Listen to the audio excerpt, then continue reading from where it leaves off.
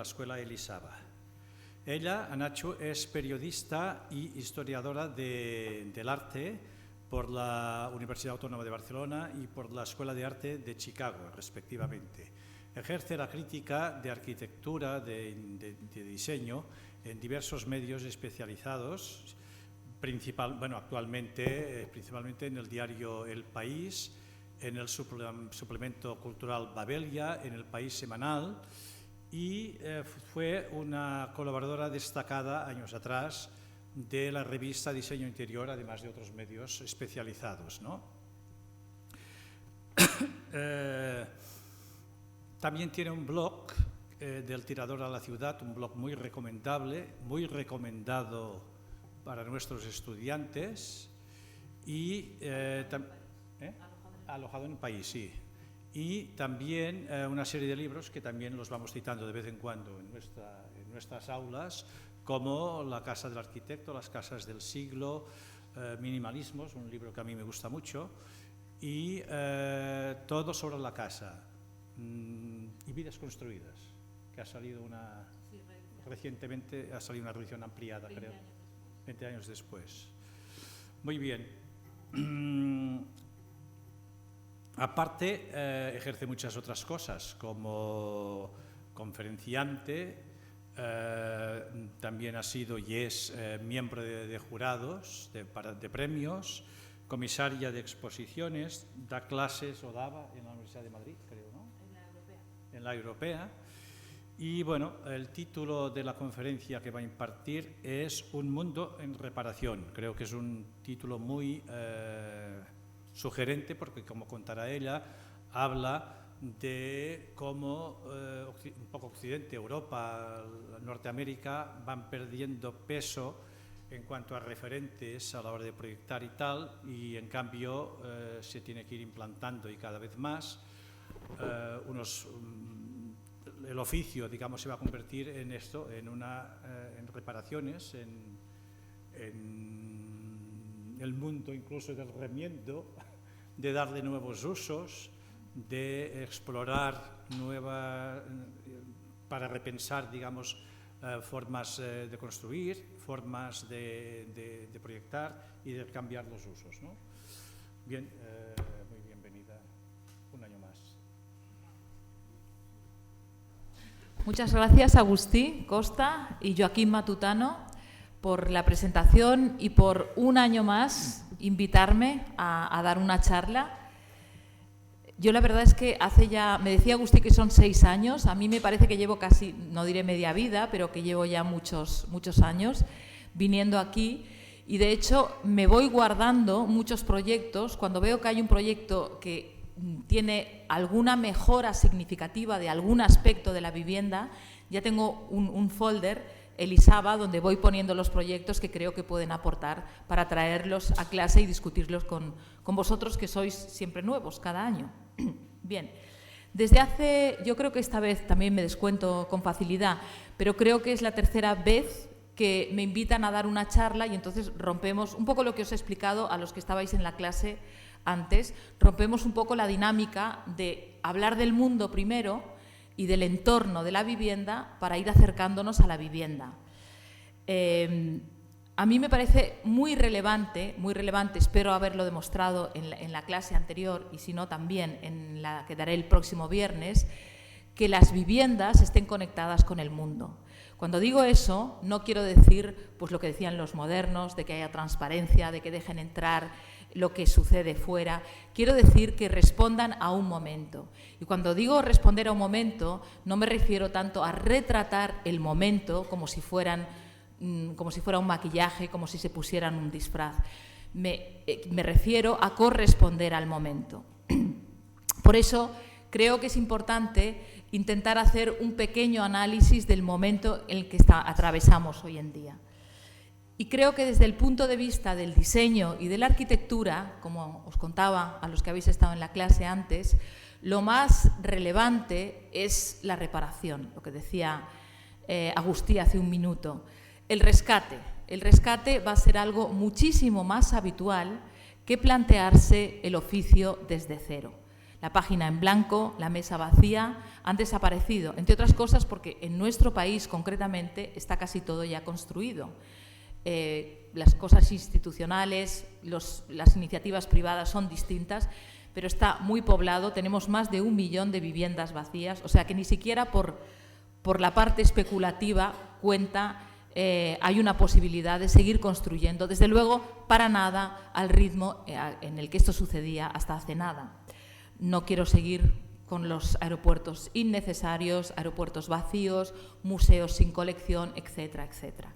Creo que, y de ahí el mundo en reparación que propongo, creo que la labor del arquitecto y del diseñador estaría mejor enfocada o tiene más posibilidades de tener un efecto en la sociedad y en su propia trayectoria profesional si se dirige en concreto a los problemas que existen en cada momento, en la sociedad del momento.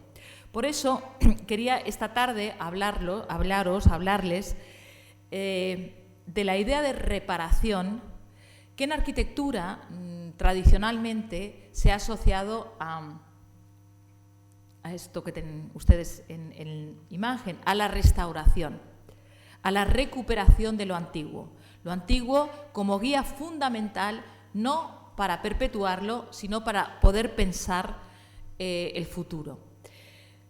La imagen es del Palau Güell, una obra de Gaudí de finales del siglo XIX, y la he elegido a propósito, en lugar de elegir una catedral gótica o una catedral románica o algo que habitualmente asociamos con la restauración, para plantear una de las derivas de la restauración.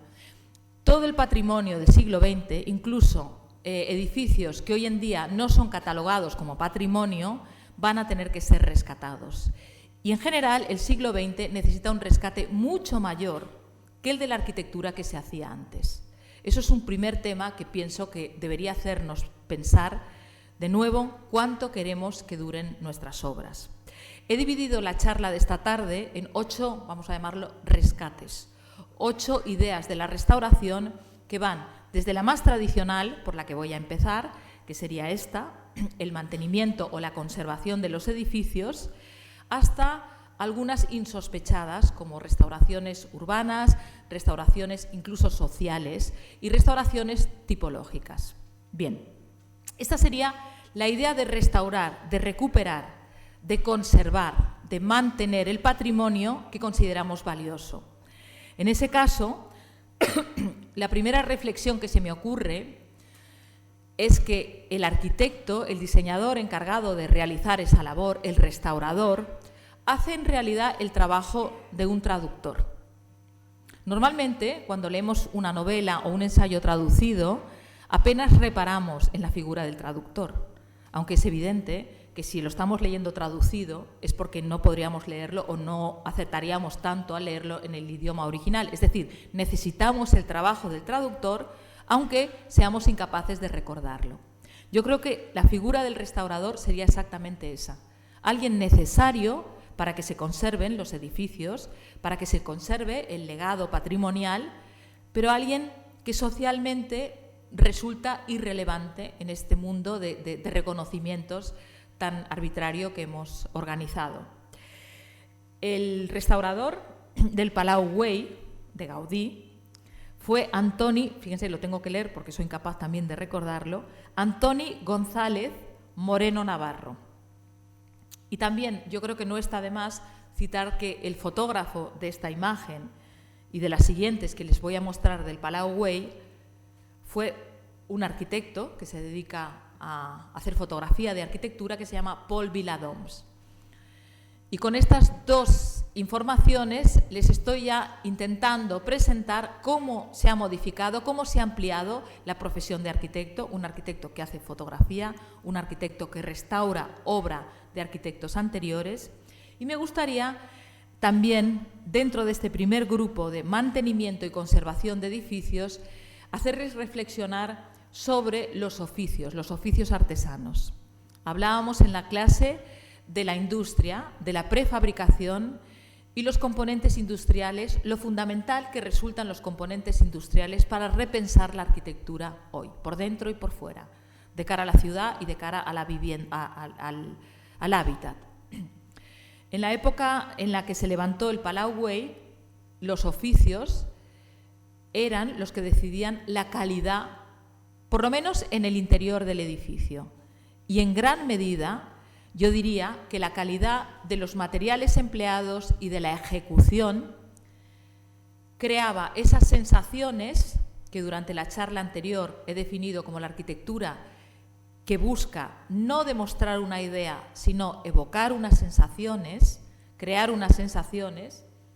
Trabajaban de la mano el arquitecto, que planificaba el espacio y planificaba las soluciones, con el hacedor, el oficio, los vidrieros, los escultores, los herreros, etcétera, etcétera, etcétera.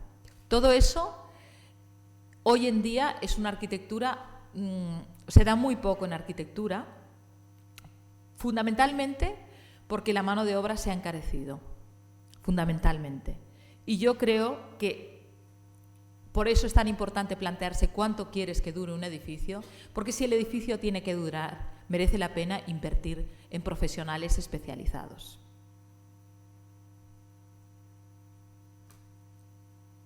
Más detalles de la restauración del Palau Güell en Barcelona, en el que, insisto, el restaurador hace las veces de traductor, y está claro que si lo único que hiciéramos fuera reparar, restaurar, conservar edificios existentes, no avanzaríamos. Eso no quiere decir que todo se mantenga, se mantiene lo que tiene un valor y merece la pena mantenerlo porque, uno, tiene un valor y dos, tiene un mensaje que comunicar. Hoy en día se tiende mucho más a mantener solo lo que tiene valor, no lo que tiene un mensaje que comunicar, y eso creo que también es algo que deberíamos buscarle solución. Las chimeneas también, hechas con trancadís, como las de La Pedrera.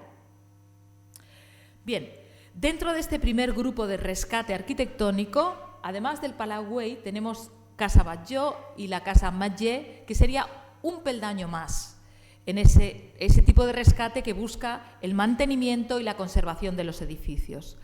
Como ustedes saben, estos dos edificios en el Paseo de Gracia de Barcelona, la Manzana de Oro de Barcelona, se levantaron ya a principios del siglo XX y en sí mismos, ellos dos, la Casa Batlló, que tienen hacia el final de la diapositiva, y la Casa Ametller, que está más cerca de mí, el primero de Antoni Gaudí y la segunda de Josep Puig i Cadafalch, los dos, en el momento en que fueron construidos, eran ya restauraciones, no son edificios de nueva planta. Creo que les doy una idea de cómo puede darse un peldaño más con la restauración, ¿no? No tiene nada que ver con el edificio anterior que había, que tenía 30 años, la Casa Ametller. Pero no solo eso.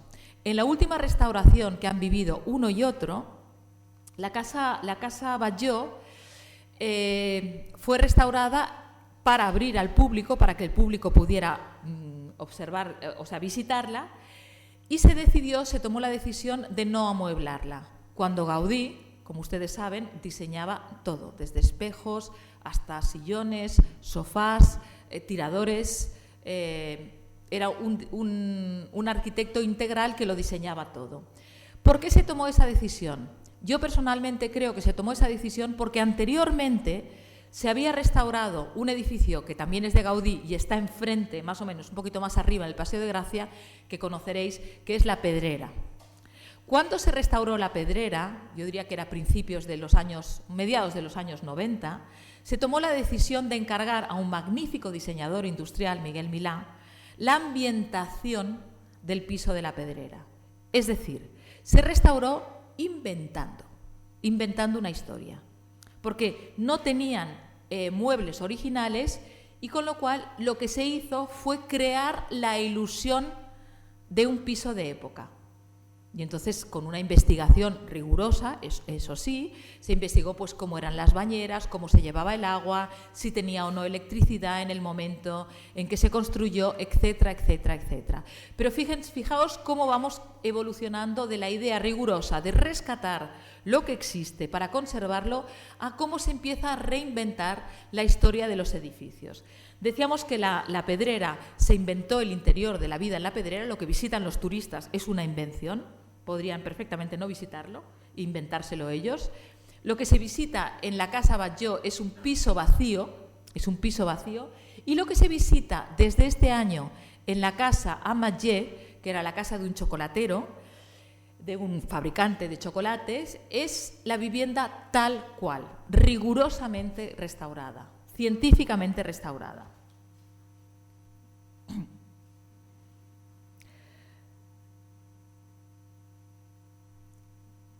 Para realizar esta restauración, siempre dentro del primer grupo de mantenimiento y conservación de los edificios, fue muy valiosa toda la documentación que el dueño tenía. Tenía las facturas de todos los oficios que habían intervenido en la ejecución de su casa. Todos, desde yeseros hasta vidrieros, hasta tapiceros, todos. Y curiosamente, me lo contaban los arquitectos que se encargaron de la restauración, curiosamente, muchos de estos negocios seguían vivos. Tendemos a creer que los oficios están desapareciendo, que no quedan vidrieros, que no queda gente que trabaje el hierro forjado. Queda cada vez menos, porque los herederos ya no quieren formarse en esa línea. Pero había saltado 3 generaciones para... piensen que la casa esta fue adquirida en el 98 y a partir de ahí empezó, 1898 naturalmente, y empezó ahí la reforma hasta que se inauguró a principios de siglo. Pero fueron los mismos familiares los que restauraron, más de un siglo después, la misma vivienda, donde vivía el señor Amatller y su hija, porque se había separado de su mujer. Bueno, la casa, de una manera, yo creo que mucho más rotunda y mucho más científica, sitúa en la época. Era una casa de lujo, lujosa en la época, y una casa confortable en la época, ¿no? Esta ya lo veis en la cama con los doseles, incluso el tamaño de los muebles delata la estatura de la gente, etc. ¿No? Toda la decoración, todas las esculturas haciendo referencia a los gustos del dueño, ¿no? Desde un Sant Jordi hasta hay, por ejemplo, una cámara de fotos, porque el señor tenía un laboratorio fotográfico, una sala oscura arriba de todo de la casa. Bueno, entonces dentro de este primer grupo, de rescate, de reparación entendida como mantenimiento y como rescate, lo que me interesa es cambiar la idea de que solo se rescata y solo se mantiene lo antiguo, ¿no? Esto es una joyería diseñada por el arquitecto vienés Hans Hollein. Están todas abiertas, funcionando en el centro de Viena, muchas en el Graben de Viena y otras en las calles colindantes.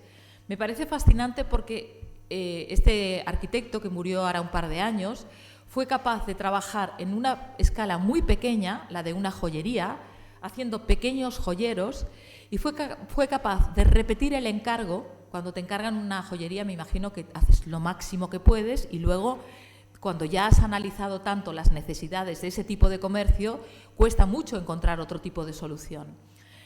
Pues bien, fue capaz de realizarlo de varias maneras distintas. Y cada manera relataba, desde esta que fue la primera del año 68, pues los años 70, relatan y retratan a una época, pero a diferencia de lo que ocurre en Barcelona, por ejemplo, han sabido conservar todos estos comercios como parte del patrimonio que visitan los turistas. Otro comercio más en la misma zona.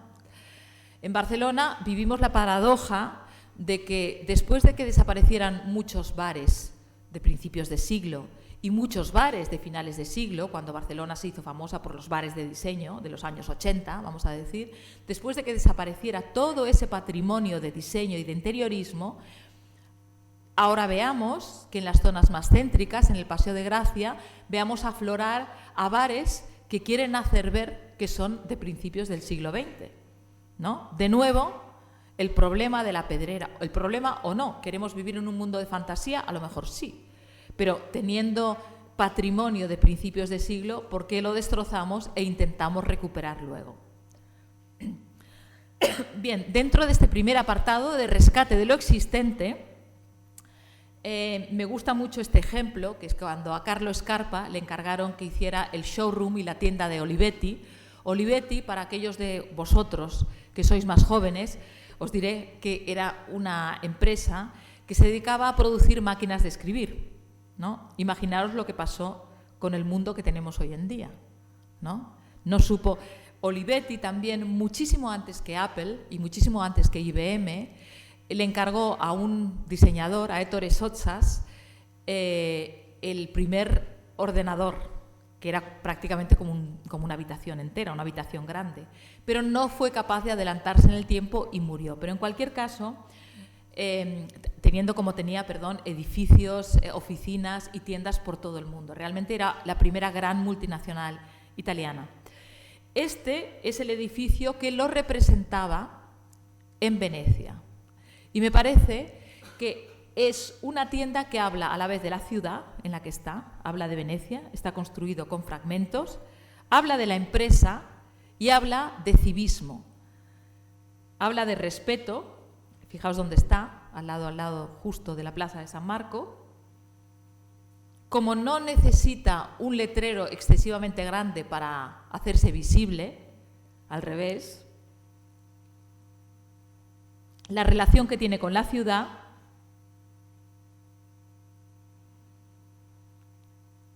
y la idea de progreso, cuidado y respeto que es capaz de comunicar con la arquitectura, ¿no? Con el diseño del espacio.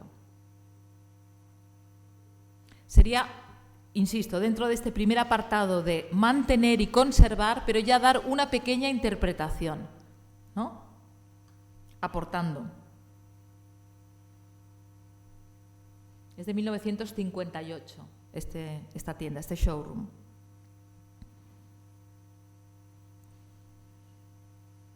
Frente a edificios como, por ejemplo, no sé si conocen en Londres, la ampliación de la National Gallery, que hicieron Venturi y Scott Brown, que intenta dar una versión pop del edificio original. O, por ejemplo, Múnich, la ciudad de Múnich, que fue bombardeada y arrasada y decidió reconstruir la época anterior al bombardeo. Hay arquitectos y hay profesionales que reaccionan y no tienen ningún interés en reproducir lo que ya no existe. Este sería un caso, el de Scarpa. Bien. Frente a Múnich, por ejemplo, o casos en los que cuando algo fue arrasado se tomó la decisión de recuperarlo, por ejemplo, con el Liceo de Barcelona, de recuperar lo que existía antes, a ver, por supuesto, haciendo nuevas intervenciones para el fluido del público, para la circulación del público y también tecnológicas, pero físicamente no se comunicó ese cambio, ¿no? Se optó por hacer una restauración. Este es el Neues Museum, en la isla de los museos de Berlín. Es el museo de Berlín donde está, no sé, el busto de Nefertiti, por ejemplo. La restauración o la reconstrucción, desde mi punto de vista, sería ya un paso más, porque sin llegar a rehacer el museo tal como era el original, la restauración de Chipperfield hace hablar al daño que ha sufrido este edificio, ¿no? Hace hablar al pasado, a lo que forma parte del pasado del propio edificio. A la vez, es una intervención clarísimamente contemporánea, pero decide no erradicar, no hacer desaparecer la huella del tiempo. Este sería el museo por fuera, en la isla de los museos. Está hecho a mediados del siglo XIX por un discípulo de Schinkel. Y esta es la intervención, como veis en la pantalla, en la que hace hablar. Yo creo que esto comunica antes una idea de reparación y una idea de supervivencia que una idea de camuflaje o de reconstrucción histórica. Y me parece que es interesante ese enfoque, porque es un enfoque que apuesta por la naturalidad y por la verdad, por una verdad distinta de la verdad que se explicaba antes, y que son valores de nuestro tiempo. Por eso me parece que es un peldaño más en la idea de rescatar edificios y hacerlos hablar. Esta es la ampliación de otro museo, también por el mismo David Chipperfield. Es la ampliación del Museo de San Luis en Missouri, en el estado de Missouri, en Estados Unidos. El museo, ya lo ven, neoclásico de principios del siglo XX. Y aquí optó ya por lo que sería el segundo grupo del rescate arquitectónico, que es pues, mucho más sencillo, yuxtaponer, añadir. En lugar de ampliar, en lugar de rescatar, en lugar de trabajar con los restos, el segundo paso sería el de añadir, yuxtaponer lo llamo. Y entonces hay varias opciones. En este caso, Chipperfield ha optado por utilizar materiales claramente diferenciados, estructura metálica, un edificio que no tiene nada que ver con el anterior y que dialoga por oposición. En lugar de sumar continuidad, ha elegido dialogar por oposición. De todas formas, este edificio, como os decía durante la clase, yo tengo la sensación siempre que los edificios que más sensaciones transmiten suelen ser los que peor se fotografían. Entonces, este edificio, que parece un edificio pues, riguroso, sobrio, pero nada más, es... Bueno, este lo visité este verano y la verdad es que es, no sé, es difícil de explicar las sensaciones que transmiten. Van mucho más allá del sentido de la vista, ¿no? Son sensaciones espaciales, sensaciones del tacto, sensaciones de que te encuentras, el sonido, fomentan el uso de todos los sentidos. Y sin embargo, es un edificio claramente de esta época que decide dialogar con la arquitectura existente. En esa parte, en ese segundo apartado que sería el de yuxtaponer, este es el Ayuntamiento de Utrecht en Holanda. Fijaros que si vais a Utrecht, los alumnos de perímetros privados, ya tenéis dos cosas que visitar, porque antes hablábamos de la casa Schroeder de Rietveld. Este lo hizo un arquitecto tristemente desaparecido, un arquitecto catalán, Enric Miralles, y se trataba de ampliar un edificio existente. El Ayuntamiento de Utrecht, de la ciudad. Está en el centro de la ciudad, y digo que se trataba de ampliar un edificio existente, pero en realidad no era ni siquiera eso, porque el edificio existente era una fachada neoclásica que dentro, en realidad, lo que tenía era la suma de 5 viviendas de origen medieval. Bien, la intervención de Miralles es como era él, con todas, jugándose todas las cartas. Por un lado, es escarpiana, en el sentido en que indaga en los elementos y reconstruye un espacio a partir de las cornisas, a partir de la interpretación del lenguaje del edificio neoclásico existente. Por otro lado, estas cañerías de desagüe que ven son una fuente, porque Miralles dijo que en realidad la gran intervención de Miralles, fue darle la vuelta al edificio. Tradicionalmente, los edificios en Holanda miran hacia los canales, que era la forma de acceso. El ayuntamiento miraba al canal y él lo que hizo fue darle la vuelta, no en el sentido literal, no lo giró, pero sí giró toda la restauración y toda la reconstrucción para que el edificio se pudiera acceder por una plaza. Creo que la tenían aquí al principio. Y entonces, la cañería esta es en realidad la fuente, porque Miralles decía que toda plaza tenía que tener una fuente y él no podía hacer una fuente al uso y por lo tanto hizo esta fuente. Pero el edificio me parece significativo porque habla del lugar, habla de Miralles, habla del pasado del lugar, estos desconchados, por ejemplo. Es una restauración, en realidad más que restauración es una reinvención de un edificio, porque fíjense cómo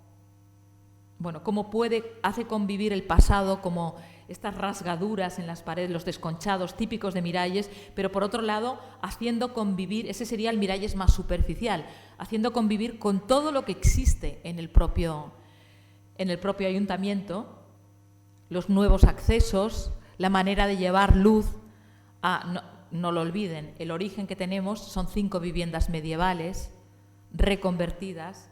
La idea de sumar varios espacios en uno único, la idea, no he podido encontrar ninguna foto, pero creo que con los peldaños me va a servir para explicarlo, la idea de que cada peldaño sea distinto, no solo visualmente distinto, de distintos materiales, como si estuvieran trabajados y fabricados con materiales de desechos, sino que además, insisto, lo que no se puede fotografiar de la arquitectura, ¿no? El sonido, el tacto, cada material genera un ruido distinto, una pisada distinta, una manera de ir por el edificio distinta. Y por supuesto el diseño de Miralles y Tallabú en este caso, que llega a todo, ¿no? a la sala del Consejo Municipal. Fíjense también en la pared que queda hablando de la huella del tiempo, hablando de lo que existía antes de que llegaran ellos. Y esto sería la plaza, que es el nuevo acceso. Esta se ve mal. Y esto serían 2 imágenes del interior y el exterior, cómo convierte la fachada del nuevo edificio en espacio público, que también eso es hablar a otro tiempo. Hubo un tiempo en que importaba poco el espacio público, importaba poco que el ciudadano se pudiera sentar en el espacio público, entre otras cosas porque el ciudadano no solía tener tiempo libre para sentarse en el espacio público, etc.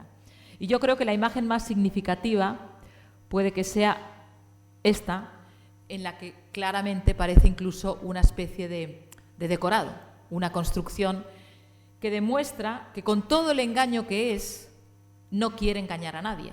Es una condición paradójica de esta intervención, ¿no? Que trabaja con lo existente, reinventándolo y dándole la vuelta completamente al edificio que existe.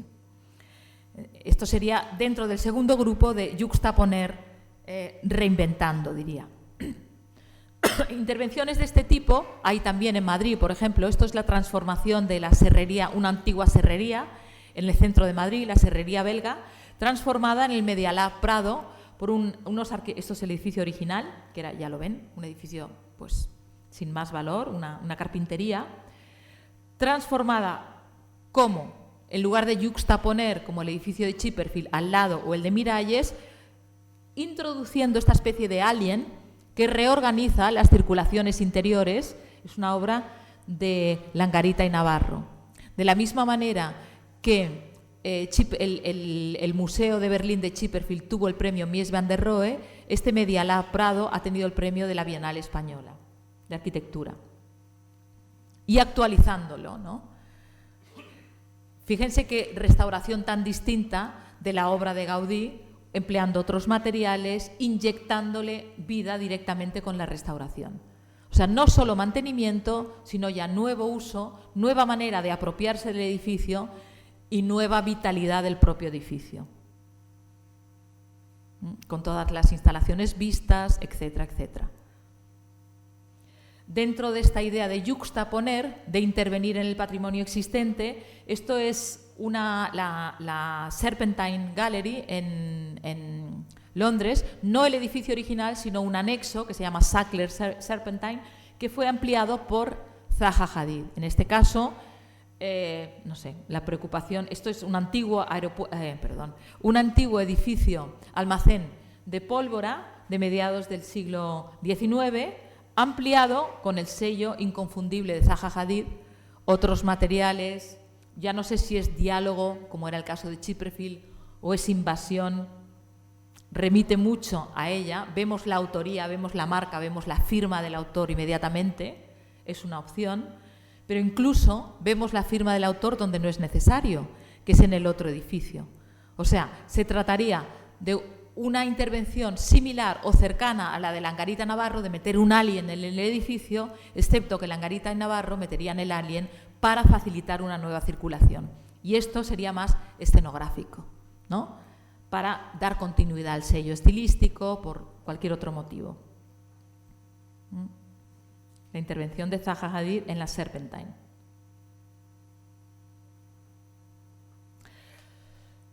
Un tema, antes de pasar al siguiente apartado, un tema que me gustaría comentar es la recuperación o la restauración, esto es una antigua masía de los Pirineos, restaurada por un arquitecto que antes les he mencionado en la clase, Josep Bungesc, que fue el autor de la primera casa pasiva en España.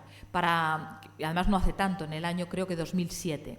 Para aquellos de ustedes que no hayan estado en la otra charla, les diré que una casa pasiva es una vivienda que acumula por sus propios medios la mayor cantidad de energía. En principio, tanta energía como es capaz de consumir. Eso puede parecer una utopía, pero la Comunidad Económica Europea, la Unión Europea, tiene un acuerdo firmado que indica que para 2020 todas las nuevas construcciones van a tener que ser pasivas. Van a tener que acumular la energía que necesiten. Por lo menos el 90%, que es muchísimo, de la energía que consuman.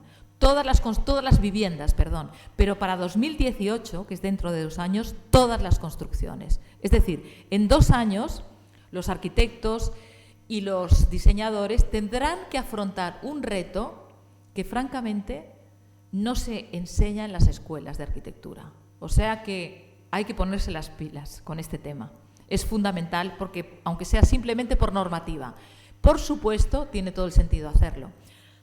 Antes les enseñaba la primera casa pasiva que hizo él y les comentaba cómo pasó de esa casa pasiva a acumular el resto de la energía para utilizarlo en el coche. Pues bien, esta vivienda, esta restauración, esta recuperación es un paso más. ¿Por qué? Porque en lugar de acumular la energía en paneles solares, como veíamos en su propia vivienda, aquí se acumula la energía en este acabado que es translúcido, es 8 capas, que además funciona como aislante y que deja pasar la luz. Con lo cual, tenemos varias mejoras en un solo producto. También tengo un post en el blog sobre esto, si queréis detalles más técnicos. Me parece sumamente interesante cómo a partir de una idea una persona se dedica a ir mejorándola con el tiempo. Y una idea, insisto, que generalmente la entendemos como algo utópico, acumular la energía que necesitas, pero que va a terminar siendo una necesidad. Un detalle de la fachada que acumula energía y deja pasar la luz, ¿no? Bien. Hay un apartado más, que sería el de la recuperación por reinvención. Esa sería la transformación energética. Lamentablemente solo tenía este ejemplo, o me parece que este es el mejor ejemplo.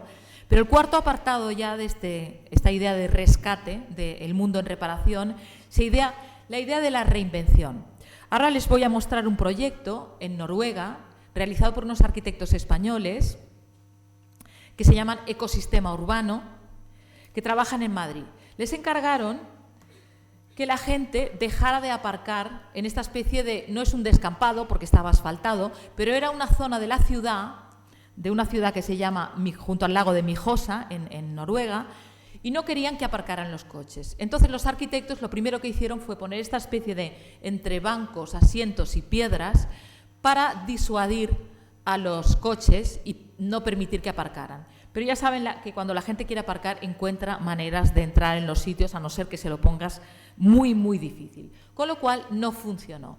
Y entonces estos arquitectos de Ecosistema Urbano llamaron a un grupo de arquitectos españoles, pero que son arquitectos, diseñadores, sociólogos, que se llama, y tienen web, y les aconsejo que lo busquen si les interesa, Boa Mistura, en portugués. Boa Mistura, buena mezcla. Y son efectivamente un grupo que yo creo que también revela mucho lo que está pasando en la arquitectura actual, cómo se está transformando, cómo está buscando otras salidas en la mezcla que ellos mismos anuncian desde su propio estudio.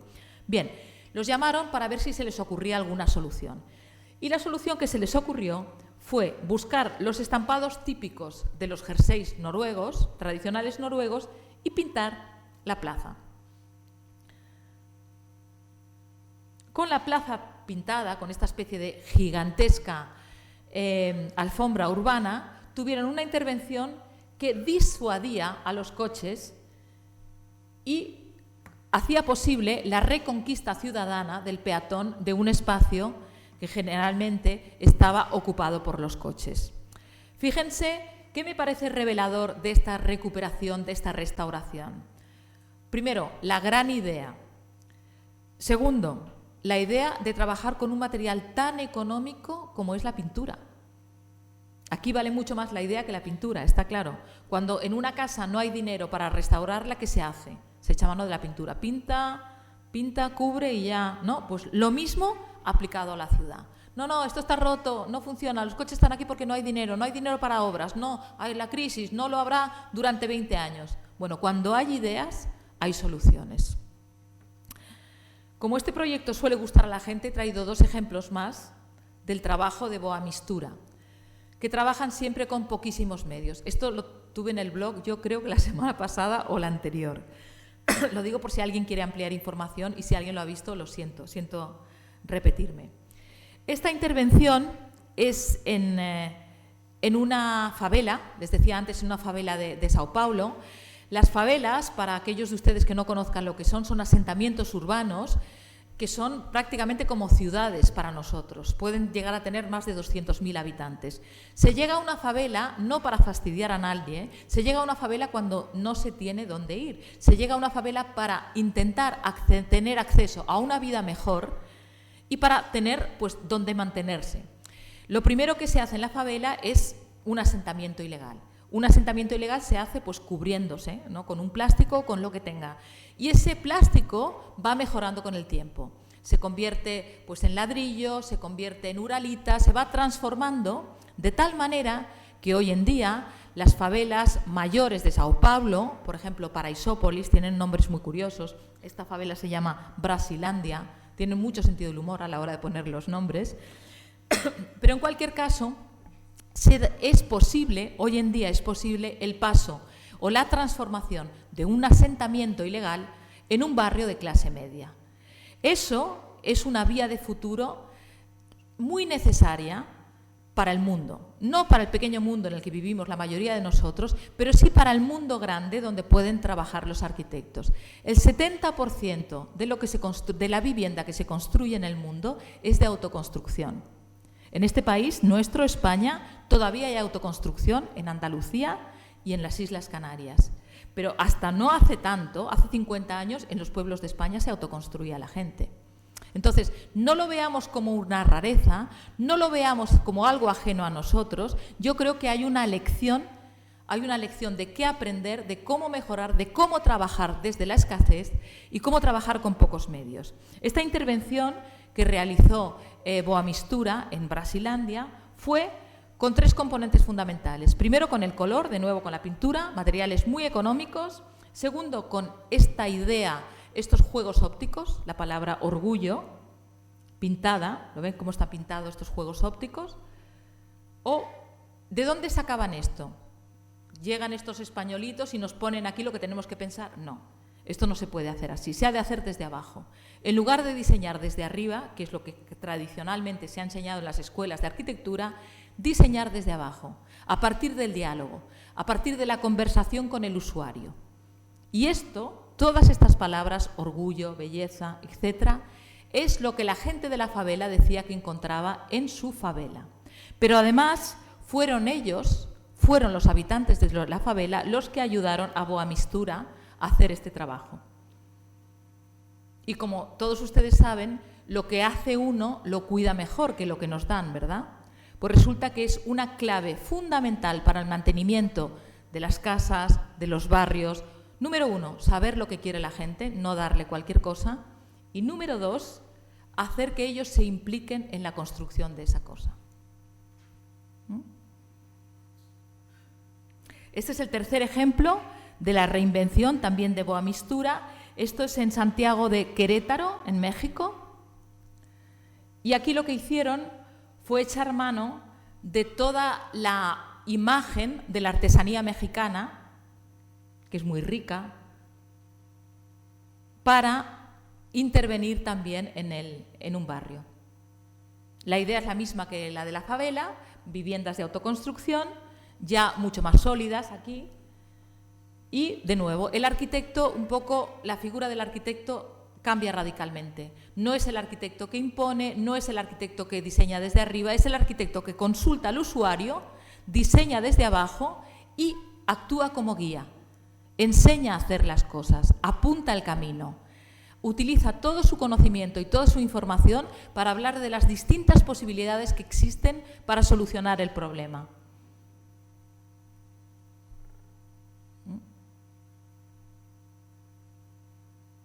El antes y el después de la intervención. De este ya hemos hablado en la clase anterior, pero sería dentro de esa línea de reinvención desde abajo, el dar paso, el ofrecer la posibilidad de que sea el usuario el que termine de hacer su casa. Estas son las viviendas incrementales de Alejandro Aravena y el estudio elemental, en las que se les entrega esta especie de esqueleto al usuario, como les decía antes, y el usuario es el que acaba por completar la vivienda. La vivienda con espacio para crecer y el usuario que decide si necesita pues, un despacho, si necesita abrir un comercio en la planta baja, si necesita otra habitación, etc. El arquitecto, la figura del arquitecto, de nuevo como guía, apuntando soluciones, haciendo el trabajo difícil para el que está formado, ofreciendo la estructura y ofreciendo la posibilidad de crecer, de reinventarse, en definitiva, ofreciéndole un gran servicio al usuario en lugar de imponer una manera de vivir. Todo lo contrario, haciendo posible que el usuario sea el que decida la manera de vivir. Un quinto apartado sería el de la reinvención como ficción. Estamos viendo ahora, por lo menos en Madrid y también en Barcelona, la restauración, la recuperación de muchos mercados. ¿Sí? ¿No? Hemos decidido que estas estructuras, justo después de la revolución industrial, se recuperen. ¿El problema cuál es? El problema, y por eso digo recuperación como reinvención, como ficción, mejor dicho, es que generalmente los mercados no se recuperan como mercados, se recuperan para esto, para transformarlos en bares, en restaurantes. No sé si es bueno o malo, pero lo planteo.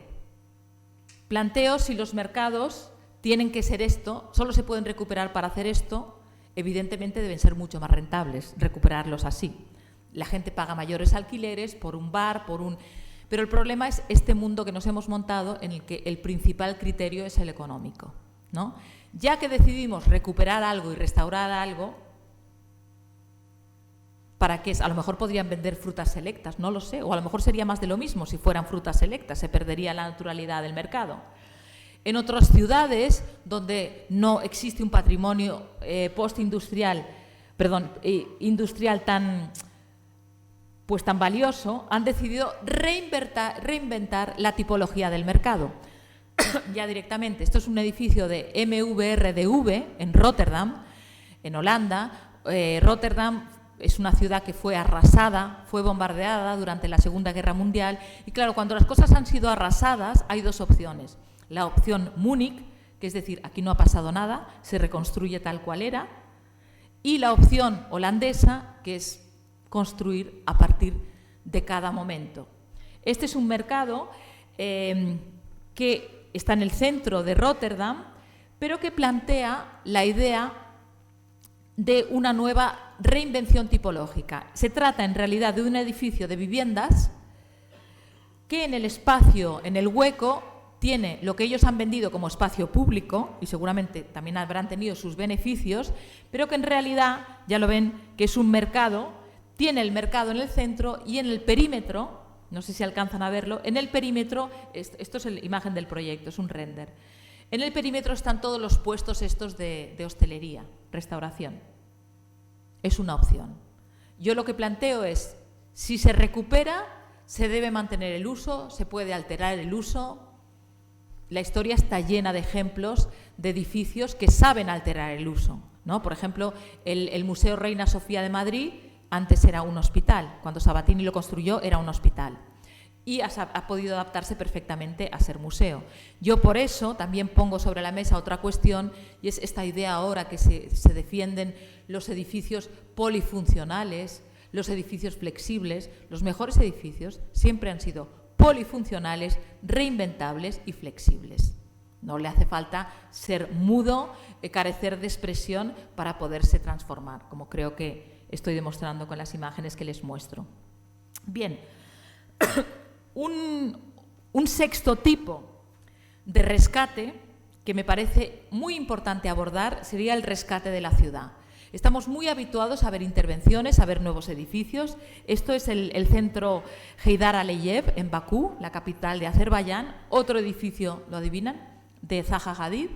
Y se nos muestra siempre el edificio, y esto está construido naturalmente con dinero público, sin mostrarnos el contexto. Yo he conseguido estas imágenes que ya ven el contexto que tiene, ¿no?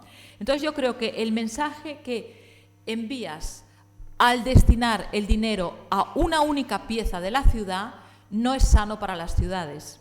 Este es el edificio que Rem Koolhaas de OMA, el estudio de Rotterdam, levantó en Pekín como sede de la televisión china. La sede de la televisión china es un reclamo en un país no democrático. Está hablando de futuro, está hablando de invención, está hablando al mundo, en realidad, desde este edificio, y esta es la vida en torno al edificio. Entonces, lo que yo me pregunto es, en este caso, no se trata ya de restaurar edificios, sino de restaurar el uso que hacemos en la ciudad. Yo no quiero decir que el edificio de la televisión china tuviera que ser precario. Simplemente creo que es importante, si de lo que se quiere es que funcione la ciudad, es importante distribuir las inversiones económicas con cierta equidad. No digo equidad total, pero con cierta equidad, porque si no, al final lo que tienes son guetos y son fracasos en realidad arquitectónicos.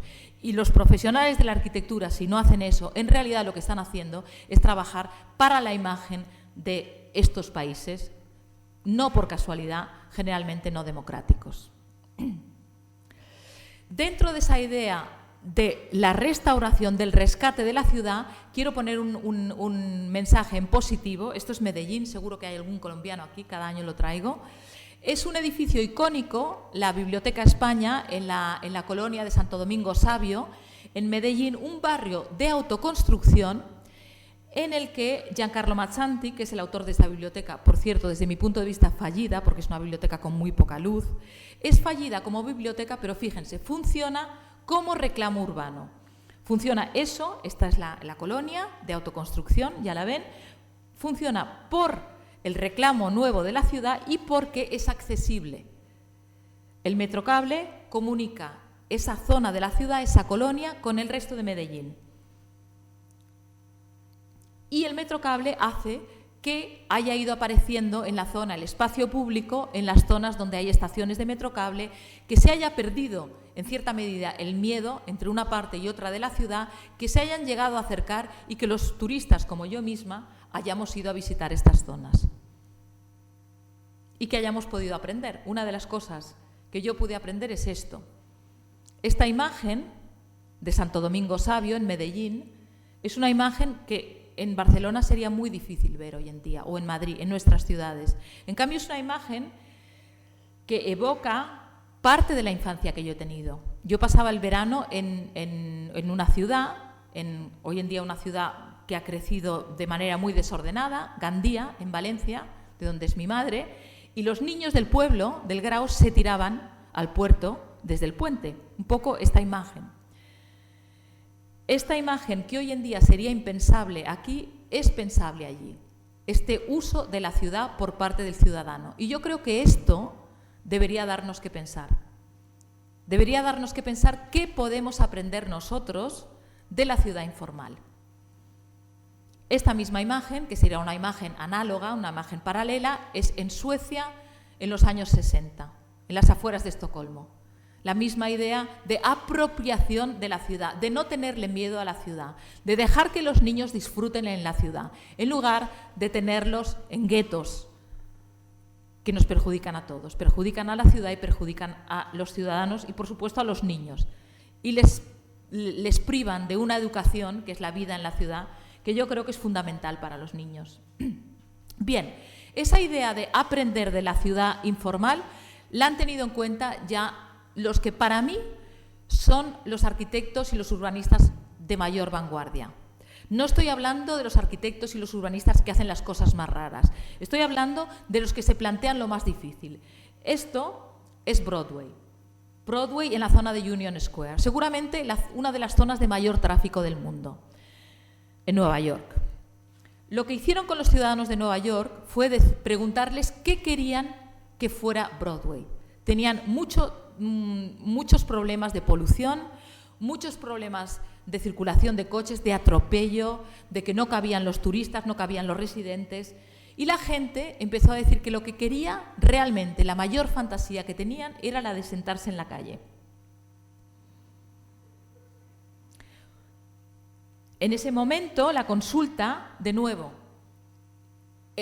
la arquitectura y la reparación desde abajo, de nuevo, repito, desde abajo, a partir de las necesidades del usuario y no desde arriba, se hace no solo en lugares donde se construye con pocos elementos, se hace en grandes ciudades también, se hace atendiendo a lo que quiere el usuario, a lo que necesita el usuario.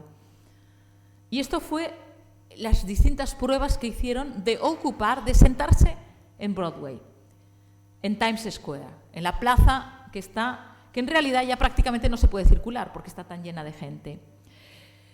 La persona, el urbanista que puso en marcha esta práctica es un arquitecto danés que se llama Jan Gehl, escrito G-E-H-L, que es un señor sabio que se dedica a hacer estas cosas. Se dedica a escuchar a la gente.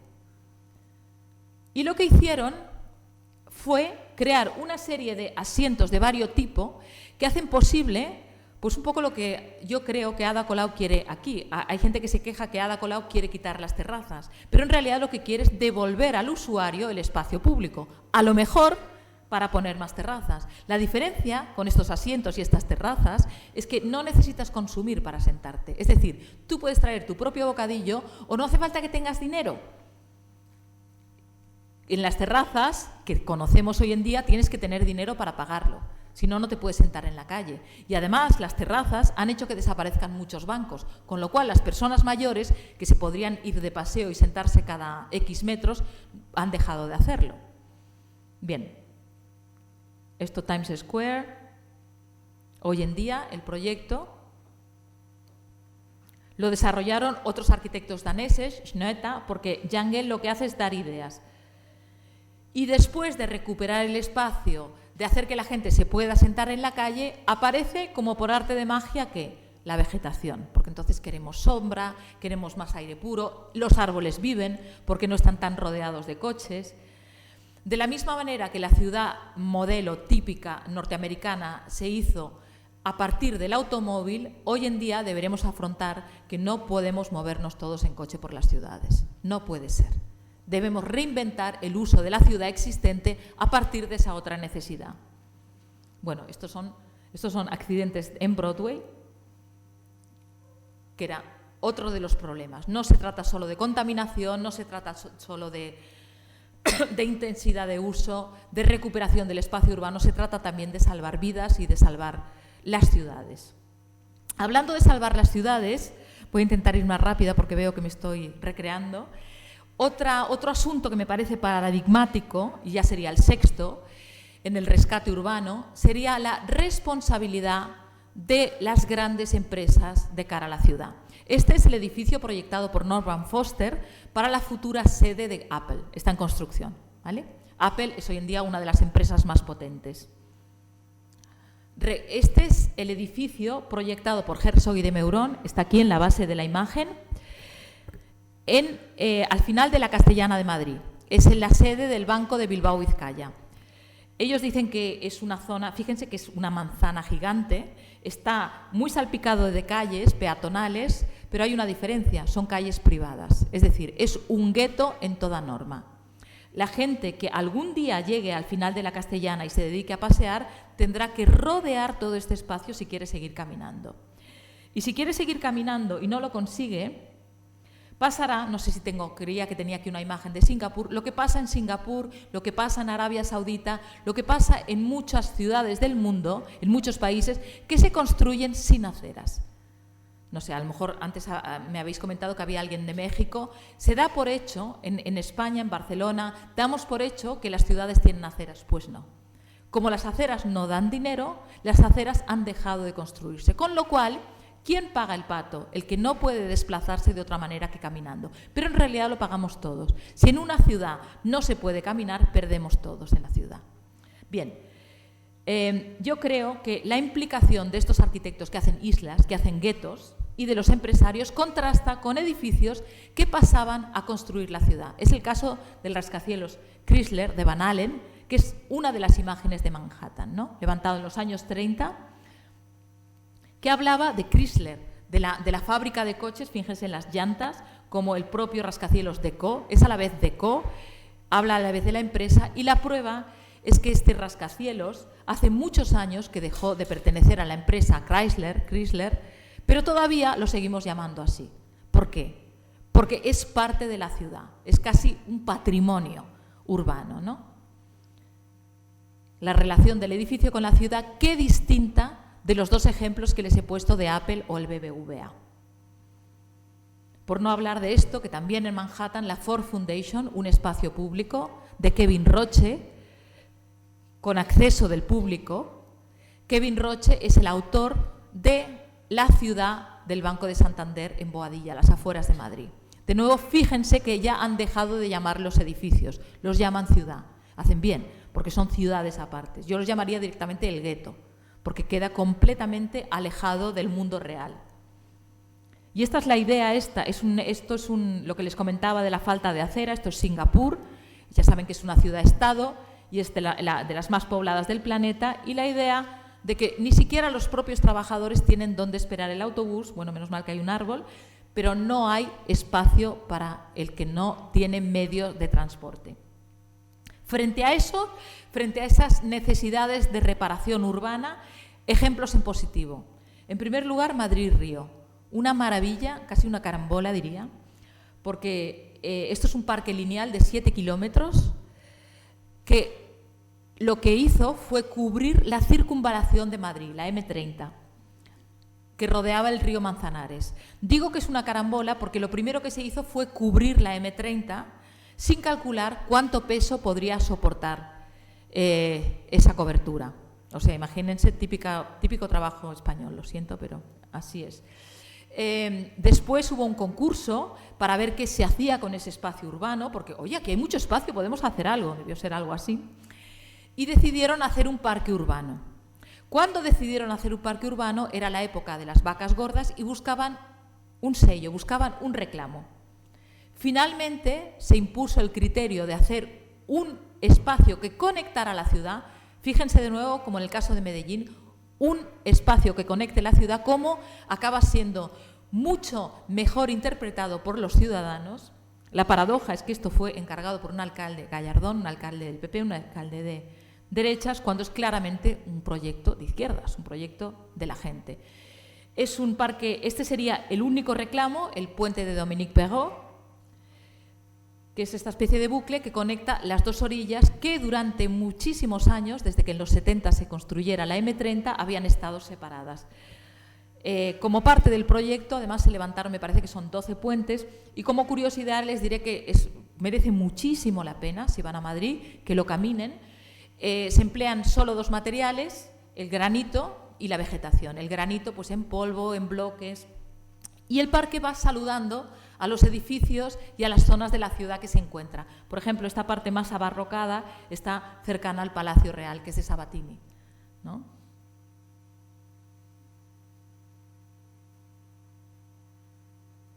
¿Cómo sanear la ciudad? Estos son dos de los puentes más emblemáticos.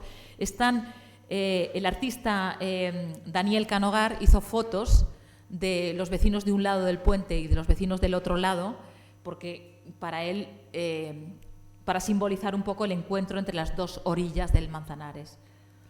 Y dentro de esa idea de conectar las ciudades, de nuevo en Manhattan, otro proyecto de recuperación y rescate urbano, que es el High Line. El High Line es un proyecto, de nuevo, hecho desde abajo, desde lo que quieren los usuarios, pero además tiene un peldaño más. Fue iniciado por los propios usuarios. Había unas vías abandonadas y entonces los jóvenes pues las utilizaban para hacer botellón, bueno, y en cualquier caso la vegetación empezó a crecer por estas vías, con lo cual se convirtió en un parque. Él mismo dio la idea de ser un parque. Consiguieron dinero, una persona, no me acuerdo del nombre, debería recordarlo. Lo puso en marcha, también tengo un post en el blog sobre esto. Y Diller y Escofidio hicieron toda la transformación de este paseo elevado en las antiguas vías de la zona de Chelsea. Este es el proyecto. Una cosa a tener en cuenta de este proyecto es que cuando estas intervenciones de rescate urbano funcionan, la propia arquitectura cuando tiene conocimiento, esto es donde acababa, hasta hace nada, el High Line, y este es el nuevo Whitney, construido por Renzo Piano, que fíjense cuántos espacios hay para relacionarse con ese espacio urbano creado por iniciativa ciudadana. Bueno, para acabar, hay intervenciones que además de reparar el edificio, reparan la ciudad. Entonces me parecen modélicas. Es el caso de CaixaForum en Madrid, de Herzog y de Meuron. Se partía de este almacén y esta fue la intervención. Fíjense qué distinta esta idea de reparación de la restauración clásica, de mantenimiento, de conservación de los edificios de Gaudí, que es lo que entendemos por restauración, ¿no? De esta manera se estaba rescatando un edificio, cambiándole el uso y además rescatando un espacio público. Aquí había una gasolinera, pues aprovecharon esta medianera para hacer un jardín vertical. Yo estoy claramente en contra que en España, de los jardines verticales en España, pero bueno, por lo menos este no lo mantenemos con dinero público, lo mantiene la Caixa, pues que hagan lo que quieran.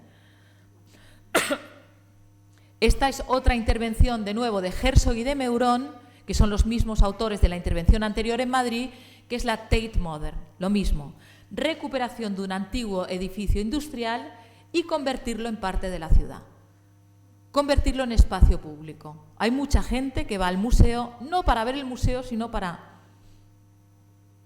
Esta es una de las intervenciones maravillosas del patio, el Sol de Olafur Eliasson. Y a partir de ahí, ¿cómo vas conectando la ciudad? Este es el puente que Norman Foster hizo para unir la nueva Tate con la City y la Catedral de San Pablo. Norman Foster y el escultor Anthony Caro. O sea, la idea de ir cosiendo y uniendo. Y la idea de acercarse a la ciudad desde otra perspectiva. Esto es el interior de la Tate.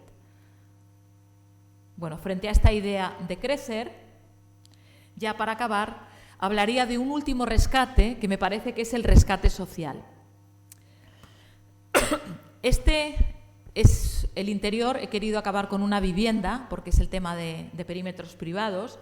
Es el piso que se ha puesto a la venta por mayor precio. ¿Sabéis cómo las noticias que de vez en cuando... nuevo récord en las subastas de arte? Pues lo mismo. Está sucediendo eso con los pisos. Y eso me parece altamente peligroso. Este piso se vendió por $1,5 millones. No, la verdad es que creo que son 150.000, no lo sé. La cifra ya no lo sé. Hablamos de cifras astronómicas. Ahora mismo me equivocaría con la cifra. Pero fíjense qué es lo que ofrece. Ofrece casi lo impagable, vistas sobre Central Park. Pero lo más curioso del piso, que en el fondo es una vivienda tradicional, amplia, lujosa, pero tradicional, de hecho es tan tradicional, fíjense, el reclamo del Chrysler que veíamos antes, allí como parte de la ciudad, es tan tradicional que utiliza pues, a una mujer para venderlo, por lo menos no está desnuda, y está leyendo, no sé, deben querer indicar que cambian los tiempos.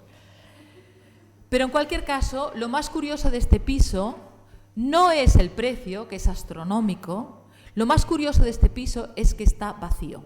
Ha sido comprado y está vacío. Está en este edificio y está vacío. ¿Qué quiere decir eso? Quiere decir que alguien va a tener que legislar para que esto cambie. Porque de lo contrario, lo que nos vamos a encontrar es que la mejor parte de las ciudades va a quedar vacía. Va a quedar vacía cuando los pisos se conviertan en commodities, en bienes de inversión. En lugar de invertir en fondos, en lo que te diga el banquero o el inversionista, inviertes en pisos. Es el caso de esta dirección de Londres, que se llama Number One Hyde Park, enfrente de Hyde Park. Les cuento como anécdota que Number One London era la casa de, nada más, Number One London, sin ninguna calle, era la casa del duque de Wellington, que es el duque que por lo menos venció a Napoleón en la batalla de Trafalgar. Estos señores no sabemos quiénes son, sabemos que son muy ricos, pero no sabemos nada más de ellos. Y esto es más de lo mismo. Son una serie de edificios proyectados por Richard Rogers en el corazón de Londres, que la mayoría de ellos están vacíos. Han sido adquiridos o bien, aquí lo ven, enfrente del Serpentine, de hecho, muy cerquita de Harrods, para que se ubiquen, están mayoritariamente vacíos. ¿Qué quiere decir que un piso tan astronómicamente caro esté vacío? Quiere decir que el que lo ha comprado no lo necesita, o que no tiene ninguna idea de vivir allí porque lo ha comprado con otra idea, lo ha comprado como bien de inversión. Pero en el peor de los casos podría querer decir también que cuando vaya a vivir allí puede ser, porque viene huyendo de otro sitio, ¿no? Vamos a decir un sitio que se democratiza, una revuelta, cualquier cosa.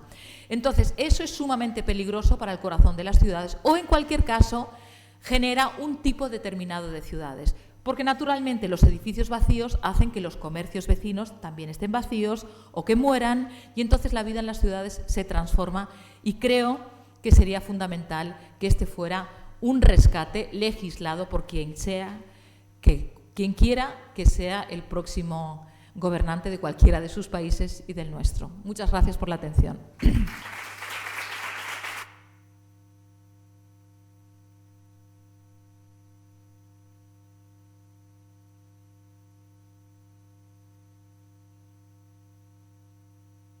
No sé si alguien tiene alguna pregunta o ya quieren irse o se lo merecen.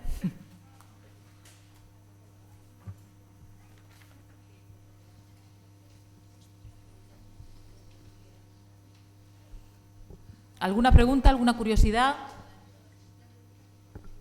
¿Alguna discrepancia?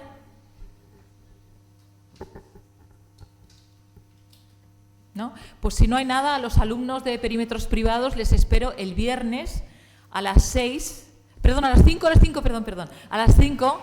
para otra sesión maratoniana sobre vivienda, sobre perímetros privados.